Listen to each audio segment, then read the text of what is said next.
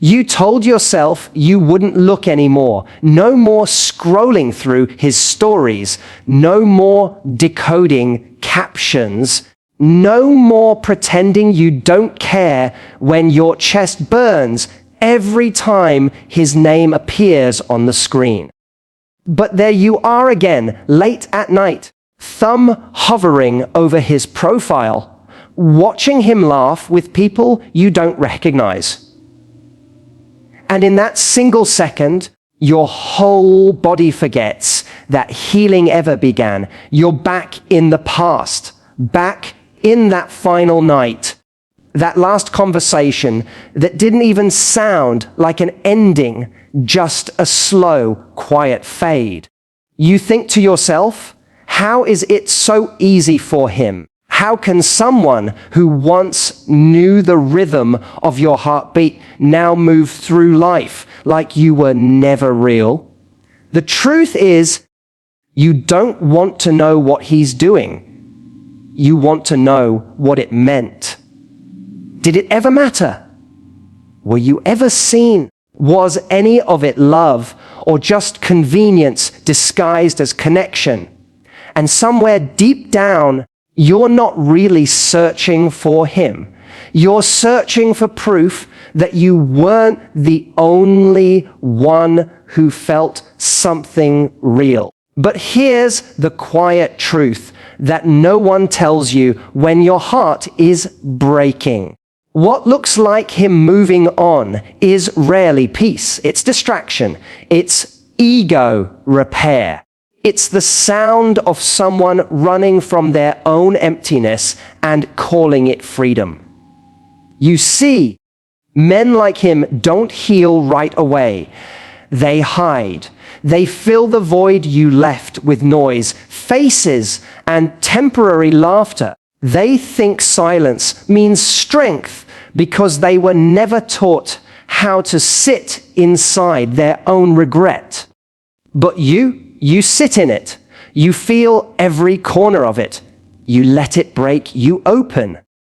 And that's why your healing looks slower, but it's real. That's why he looks fine now. But the storm inside him is just beginning.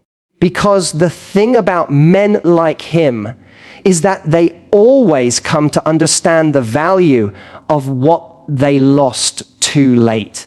It's not that he doesn't think of you. He does more than you can imagine.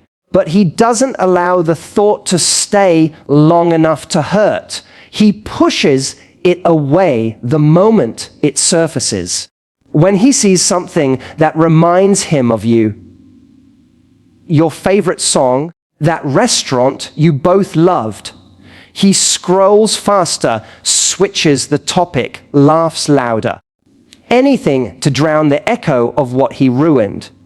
But late at night, when the distractions fade and the silence starts to sound too much like memory, that's when it hits him.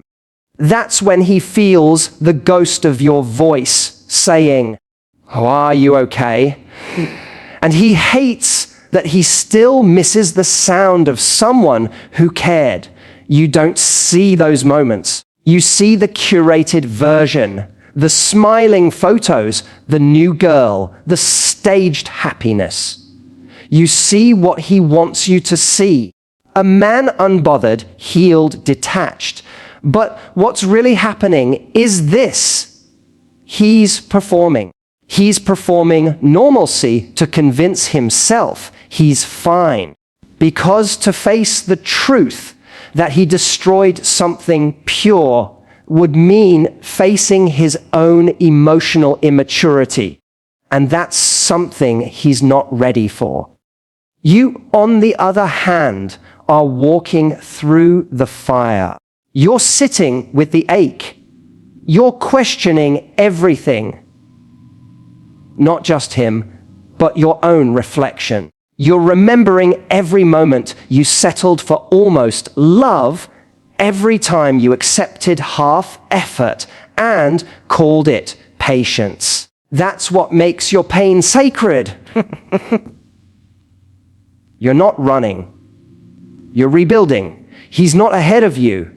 He's behind, disguised in motion. And one day he'll realize that too. Maybe it'll happen when he meets someone new and feels nothing. Maybe when he tries to tell a story about that girl he used to date, and his throat tightens before he finishes. Maybe when he scrolls past your face, glowing, peaceful, unbothered, and it hits him, you didn't wait. You healed. That's when regret begins. Not in the moment he leaves, but in the silence after he realizes you never came back. Because the truth about men like him is that they always assume you'll stay emotionally available. Even after the goodbye, they count on your softness, your empathy, your habit of forgiving too soon. But this time, you didn't. This time, you disappeared not to punish him, but to save yourself. And he doesn't know what to do with that. He'll tell himself you moved on too quickly. He'll look for signs that you still care.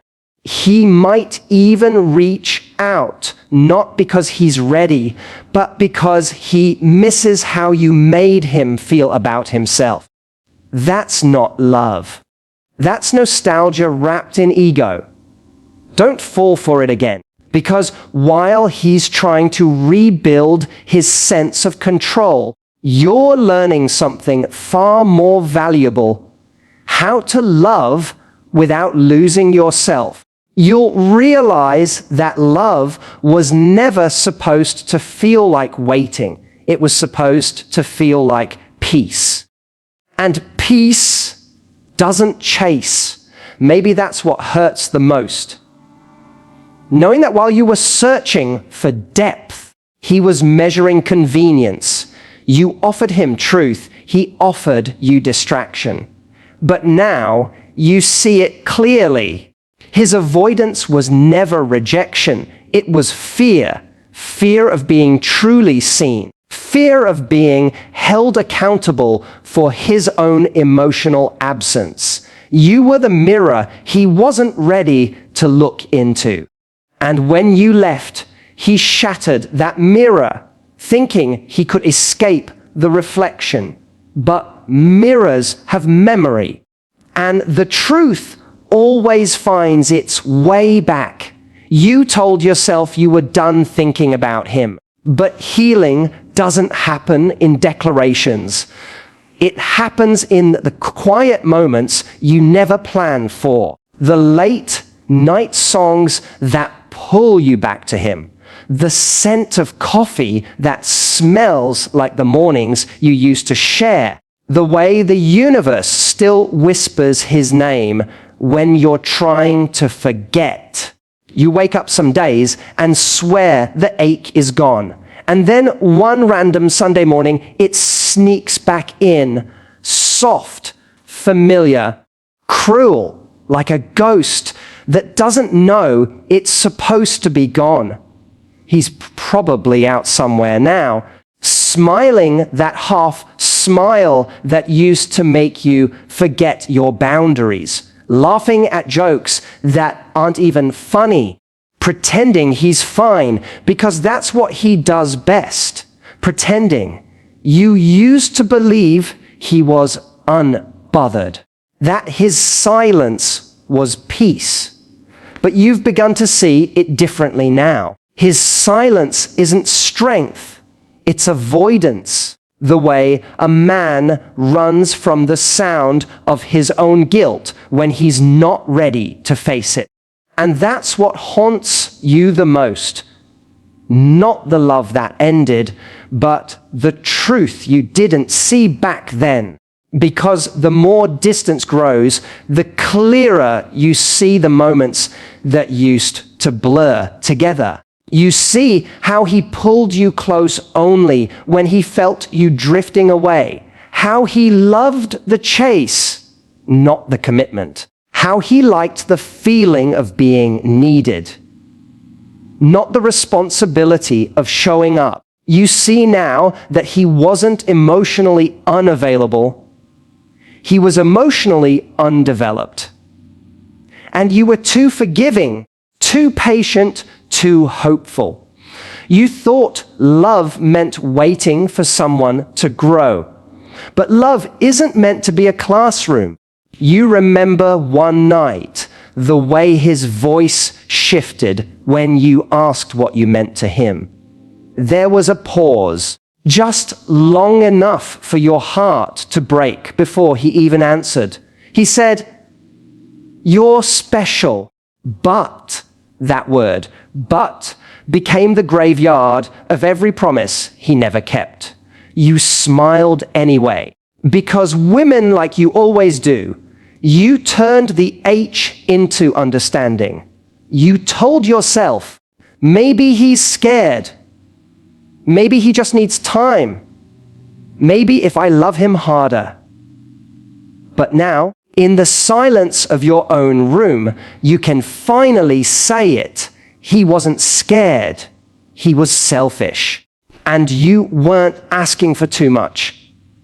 You were asking the wrong person. Sometimes you wonder if he ever looks back, if he ever thinks about the small, ordinary moments, the ones that didn't make it into pictures or posts, the way you laughed at his terrible jokes, the way you listened to his silences, the way you knew he wasn't okay, even when he swore he was fine. You wonder if he remembers the night you told him you loved him and his eyes softened, but his heart stayed guarded. You wonder if he remembers how you tried to hold the both of you together while he kept pulling away. He probably tells himself he had to leave, that you wanted too much, that it wasn't the right time. That's what people say when they don't want to admit they couldn't meet your depth. But one day, maybe months from now, maybe years, he'll wake up next to someone who doesn't look at him the way you did. Someone who doesn't see his potential, who only sees his surface. And that's when it'll hit him. That what he mistook for intensity was actually devotion. That what he called pressure was actually love asking to be reciprocated. That what he ran from wasn't chaos. It was accountability.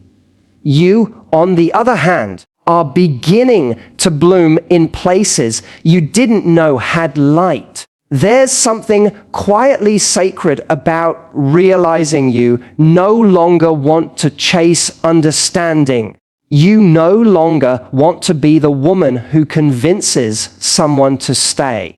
You're learning that real love doesn't have to be begged for. It recognizes you the moment it sees you. And even though part of you still aches for closure, another part knows you already have it. The closure wasn't in his apology. It was in your awareness. It was the moment you stopped waiting for an explanation that could never heal you. There's a quote you read once. The person who broke, you can't be the one to fix you. You used to roll your eyes at it, thinking it was too simple for something so complicated. But now you understand. He can't fix you because he never really saw what he broke. To fix something, you have to recognize its value first. He never did, but you did. You saw the way your heart kept showing up even after being disappointed. You saw the way you kept loving deeply, courageously, in a world that teaches people to detach before they feel too much.